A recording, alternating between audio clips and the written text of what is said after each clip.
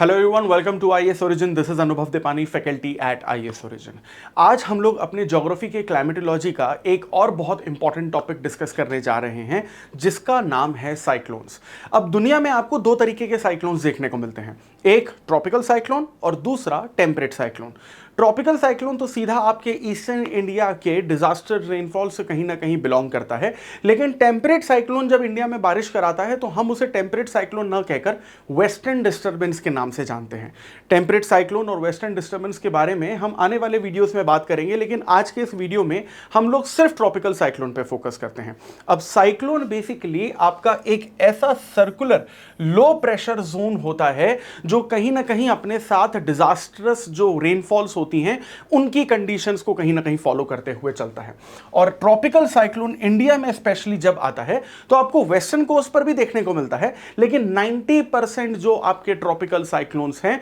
वो कहीं ना कहीं आपके ईस्टर्न इंडिया, जिसमें आपका आंध्र प्रदेश, तेलंगाना या फिर तमिलनाडु, बंगाल, ओडिशा को कहीं ना कहीं हिट करता है। हर साल डिजास्टर मैनेजमेंट की, करंट अफेयर्स की, द हिंदू की न्यूज़ में भी आप पढ़ते होंगे कि ओडिशा के जो चीफ मिनिस्टर हैं वो इस ट्रॉपिकल साइक्लोन के डिजास्टर को मैनेज करने में अब तक के one of the most successful chief minister कहे जा चुके हैं। खैर, अब ये जो हमारी ट्रॉपिकल साइक्लोन की कहीं ना कहीं पूरी की पूरी थ्योरी है वो सन के नदन और सदर्न हेमिस्फेयर के शिफ्ट होने पर ही डिपेंड करती है। जिस तरीके से अब तक हमें पता चल चुका है कि 21 मार्च के बाद सन जैसे जैसे नदन हेमिस्फेयर की तरफ जाता है वैसे वैसे ITCZ यानी सन के सामने वाला वो रीजन जिसका टेम्परेचर हाई होता जाता है वो कहीं ना कहीं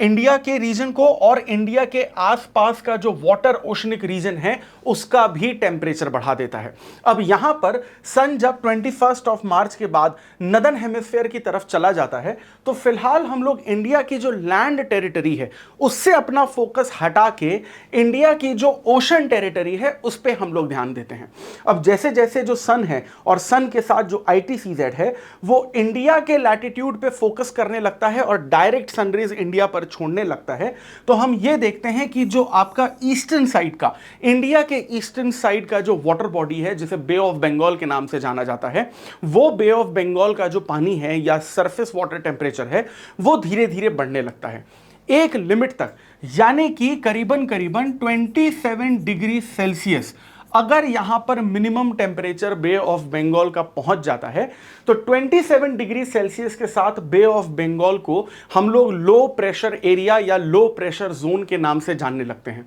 और यहां पर जब ये low pressure zone 27 degree Celsius का बन जाता है तो यहां पर वही होता है जो पिछले वीडियोस में हम लोगों ने मॉनसून की थ्योरी में देखा था, और वो ये था कि सदर्न हेमिस्फीयर की जो आपकी हाई प्रेशर की विंड्स हैं वो धीरे धीरे आपके नदर्न हेमिस्फीयर में बे ऑफ बंगाल के रीजन में आने लगती हैं। और जैसे ही ये हाई प्रेशर की विंड्स बे ऑफ बंगाल में पहुंचने लगती हैं लो प्रेशर की खोज में, क्योंकि इन हाई प्रेशर विंड्स की जो डेस्टिनी है वो तो लो प्रेशर ही होती है। अब जैसे ही ये बे ऑफ बंगाल में पहुंचती हैं, यहां पर एक विंड नहीं पहुंच रही है, डू रिमेंबर यहां पर एयर मास पहुंच रहा है। So IAS origin is coming up with the new UPSC GS batch, जिसमें आपको लाइव क्लासेस, रिकॉर्डेड लेक्चर, आपको बहुत सारा एक्सेस में मिलेगा, हार्ड कॉपी मटेरियल जो आपके घर तक आपको पहुंचाया जाएगा, डाउट रिजोल्यूशन क्लासेस और टॉपर सेशंस और आंसर राइटिंग जैसे बहुत सारे फीचर्स हैं। सभी फीचर्स को डिटेल में जानने के लिए डिस्क्रिप्शन में जो लिंक दिया गया है उसे क्लिक करिए और आईएएस ओरिजिन के ऑफिशियल नंबर पर कांटेक्ट करिए।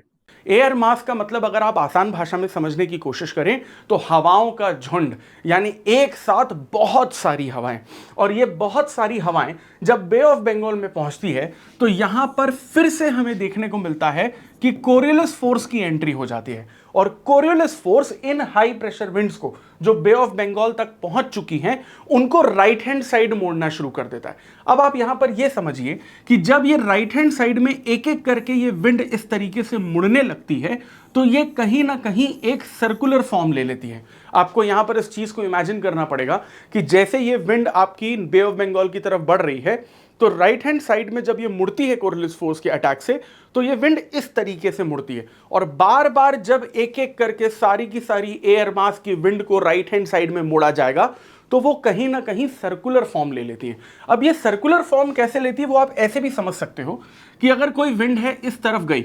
तो ये राइट हैंड साइड में इसका अटैक किया जाएगा, तो ये इस तरफ बढ़ जाएगी। फिर से कोरियोलिस फोर्स इसको अटैक करेगी तो फिर से ये अपने राइट हैंड साइड में आ जाएगी, और फिर से अटैक किया जाएगा तो फिर से राइट हैंड साइड में आ जाएगी। और ये right hand side towards right hand side attack continuously चारों साइड से कोरियोलिस फोर्स से चलता है, और यहां पर ये एक सर्कुलर मोशन जो है वो तैयार हो जाता है। अब यहां पर अगर आप इंडिया के मैप को थोड़ा सा इंडिविजुअली ले लें और यहां पर ये इमेजिन करें कि सर्कुलर मोशन आपके बे ऑफ बंगाल में कोरियोलिस फोर्स की वजह से इस तरह यहां क्रिएट हो चुका है, तो ये जो आपका सर्कुलर मोशन है, जैसे अब हम लोग ट्रॉपिकल साइक्लोन के नाम से जानेंगे, ये आपका सर्कुलर मोशन धीरे धीरे इंडिया की तरफ बढ़ेगा। अब ये इंडिया की तरफ क्यों बढ़ेगा? क्योंकि इंडिया में जहां पर इस ट्रॉपिकल साइक्लोन ने अटैक किया हुआ है, ये आपका particular tropical cyclone easterly winds के इफेक्ट पे आ जाता है। हमने पिछले वीडियोस में देखा भी था कि ईस्टर्ली विंड्स वो विंड्स होती हैं जो ईस्ट से वेस्ट जाती हैं, और वेस्टर्ली विंड्स वो होती हैं जो वेस्ट से ईस्ट जाती हैं। अब यहां पर आप एक और चीज समझिए कि इंडिया आपके ट्रॉपिकल और सब ट्रॉपिकल रीजन में है, यानी कि जो आपका ट्रॉपिकल रीजन होता है साथ ही साथ जो आपका सब ट्रॉपिकल रीजन होता है, वहां पर आपकी ईस्टर्ली विंड्स जो हैं ये ईस्टर्ली विंड्स बहती हैं, लेकिन वहीं पर जो आपका टेम्परेट रीजन होता है वहां पर आपकी वेस्टर्ली विंड्स बहती हैं। अब अगर ये tropical cyclone bay of Bengal में इंडिया के ट्रॉपिकल सब ट्रॉपिकल रीजन में बन चुका है, और ये उन विंड्स से बना है जो विंड्स ठंडी भी हैं और ओशनिक एरिया में तब से बह रही हैं, तो ह्यूमिडिटी भी अब्सॉर्ब कर चुकी है वाटर बॉडी से, तो उसके बाद इस ट्रॉपिकल जोन को जो ईस्टर्ली विंड्स हैं वो इस तरीके से अटैक करती हैं। अब आप इन ईस्टर्ली विंड्स का अगर आप डायरेक्शन देखें तो ये बेसिकली ईस्ट से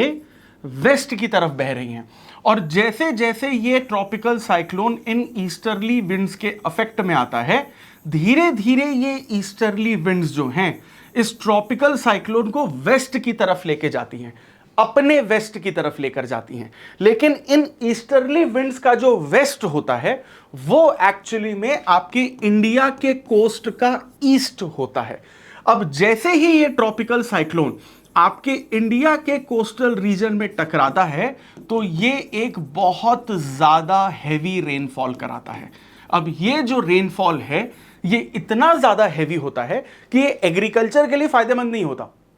ये डिजास्टर लेकर आता है। कई बार ये तेज आंधी तूफान की वजह से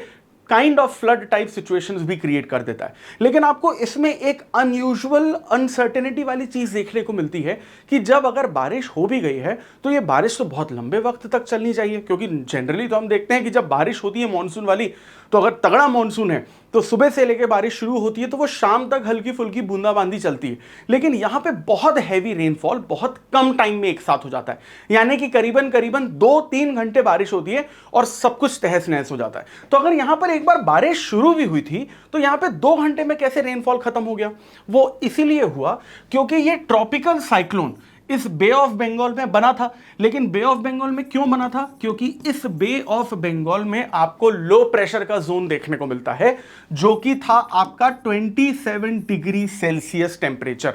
लेकिन जब ये आपका ट्रॉपिकल साइक्लोन अपने सेंटर पॉइंट से, यानी कि अपने लो प्रेशर के सोर्स से धीरे धीरे दूर होता जाता है और इंडिया की तरफ जब ये बढ़ता जाता है, तो यहां पर जितनी बारिश या जितना कंडेंसेशन होना था वहां पर हो गया, और यहां पर इंडिया के ईस्टर्न साइड पे आपको तगड़ा रेनफॉल देखने को मिलता है। लेकिन 2 घंटे में क्यों बंद हो गया? क्योंकि अब जो विंड्स हैं वो इस साइक्लोन की तरफ यहां अट्रैक्ट नहीं हो रही है, क्योंकि लो प्रेशर यहां थोड़ी ना बना था, लो प्रेशर तो आपका यहां बना था। तो जैसे ही ईस्टर्ली विंड्स के इफेक्ट में आने से आपका ट्रॉपिकल साइक्लोन ईस्टर्न इंडिया की तरफ चला जाता है, 2 घंटे तक वो बेसिकली बारिश कराता है और फिर उसके बाद ये बारिश अपने आप बंद हो जाती है। अच्छा, अब इसे हम लोग ट्रॉपिकल साइक्लोन इसलिए कह रहे हैं क्योंकि इस वक्त हम लोग इंडिया में रहकर इसे पढ़ रहे हैं। अगर हम लोग अफ्रीका में होते तब भी हम इसे ट्रॉपिकल साइक्लोन कहते हैं। लेकिन अगर इसी ट्रॉपिकल साइक्लोन को हम लोग नॉर्थ अमेरिका या सेंट्रल अमेरिका में पढ़ रहे होते, तो नॉर्थ या सेंट्रल अमेरिका में हम लोग इसे ट्रॉपिकल साइक्लोन ना कहकर हरिकेन्स या टोर्नाडोज कह रहे होते। उसी तरीके से अगर हम लोग ऑस्ट्रेलिया में रहकर इसे पढ़ रहे होते तो हम इसे विली विली कहते, या फिर अगर जापान में पढ़ रहे होते तो हम इसे टाइफून कहते। तो अगली बार आप जब ट्रॉपिकल साइक्लोन के क्वेश्चन सॉल्व करें और आपको ट्रॉपिकल साइक्लोन की जगह हरिकेन, टोर्नाडो, विली विली या टाइफून या फिर मंचूरिया जैसे कोई शब्द देखने को मिले, तो समझ जाइएगा कि ये ट्रॉपिकल साइक्लोन ही है, लेकिन इंडिया से किसी दूसरे रीजन में है। अब सभी लोगों को ये लगता है कि ट्रॉपिकल साइक्लोन जो नाम है वो सिर्फ और सिर्फ लोकेशन की वजह से ही पड़ा है। ये रीजन तो है ही, लेकिन इसके अलावा एक और रीजन है। जो tropical cyclone bay of Bengal से इंडिया की तरफ अट्रैक्ट हुआ है because of the easterly winds, इसमें एक और चीज इन्वॉल्व होती है जिसे हम लोग कहते हैं स्पीड। कितनी स्पीड से ये tropical cyclone bay of Bengal से इंडिया की तरफ चला है उस पर भी डिपेंड करता है। अगर इस ट्रॉपिकल साइक्लोन की आपको स्पीड एक लिमिट से ज्यादा 120 किलोमीटर पर आवर से ज्यादा देखने को मिलती है, तभी आप इसे ट्रॉपिकल साइक्लोन कहेंगे। लेकिन अगर 120 से कम देखने को मिलती है, for example 100 kilometre per hour या 80 किलोमीटर पर आवर या 60 किलोमीटर पर आवर, तो है ये एक ट्रॉपिकल साइक्लोन का ही फॉर्म, लेकिन नाम इसे हम लोग ट्रॉपिकल साइक्लोन उस वक्त नहीं देंगे। उस वक्त हम उसे ट्रॉपिकल डीप या ट्रॉपिकल डिप्रेशन के नाम से भी जान सकते हैं। अब एक और चीज यहां पर आप याद रखिएगा कि जब भी ये आपका ट्रॉपिकल साइक्लोन बनता है तो ट्रॉपिकल साइक्लोन का जो सबसे बीच का पोर्शन होता है, यानी कि जो इसका मिडिल पोर्शन होता है, उसे हम लोग कहते हैं ट्रॉपिकल साइक्लोन का आई। अब ये ट्रॉपिकल साइक्लोन का जो आई है वो एक्चुअली में आप ये समझिए कि उस ट्रॉपिकल साइक्लोन का बिल्कुल बीच वाला पोर्शन है। इस बीच वाले पोर्शन में आपको रेनफॉल नहीं देखने को मिलेगा, लेकिन ये जो ट्रॉपिकल साइक्लोन के आसपास का एरिया है यहां पर आपको ज्यादा रेनफॉल देखने को मिलता है, क्योंकि ये जो बीच का सेंटर रीजन है ट्रॉपिकल साइक्लोन का, जिसे हम आई ऑफ द ट्रॉपिकल साइक्लोन कहते हैं, यहां पर आपका प्रेशर ज्यादा होता है और आसपास के एरिया में आपका प्रेशर यहां पर लो होता है। तो जहां पर लो प्रेशर ज्यादा रहेगा, यानी आसपास के एरिया में, बाहरी आवरण या बाहरी इलाके में, यहीं पर आपकी हाई प्रेशर की विंड्स ज्यादा अट्रैक्ट होती हैं और रेनफॉल यहां पर होता है। क्योंकि हाई प्रेशर की विंड वापस आई की तरफ यहां पर अट्रैक्ट नहीं होंगी, क्योंकि high pressure wind high pressure की तरफ अट्रैक्ट नहीं होगी। हाई प्रेशर विंड्स आपकी हमेशा लो प्रेशर की तरफ अट्रैक्ट होंगी। अब ये जो आपका ट्रॉपिकल साइक्लोन है वो एक्चुअली आपके यूपीएससी मेंस के दो अलग अलग पेपर्स में डिवाइडेड है। अगर आप ये पढ़ रहे हैं कि ट्रॉपिकल साइक्लोन बनता कैसे है और बारिश कैसे करवाता है, तो ये आप जीएस पेपर 1 के वर्ल्ड फिजिकल ज्योग्राफी में पढ़ते हैं। लेकिन अगर आप ये देख रहे हैं कि ट्रॉपिकल साइक्लोन से नुकसान क्या क्या होते हैं, कंसिक्वेंसेस क्या क्या होते हैं और उस नुकसान को मैनेज कैसे किया जाएगा, तो ये आप जीएस पेपर 1 के वर्ल्ड फिजिकल ज्योग्राफी में नहीं, लेकिन जीएस पेपर 3 के डिजास्टर मैनेजमेंट में पढ़ते हैं। और इसी तरीके के टॉपिक्स को अगर आपको आसान भाषा और डिटेल में समझना है और आप अपनी यूपीएससी सिविल सर्विसेज एग्जामिनेशन की प्रिपरेशन को और ईजी करना चाहते हैं, so for that please stay tuned with IAS Origin. Like, share and subscribe this channel. I'll see you in the next video. Thank you very much.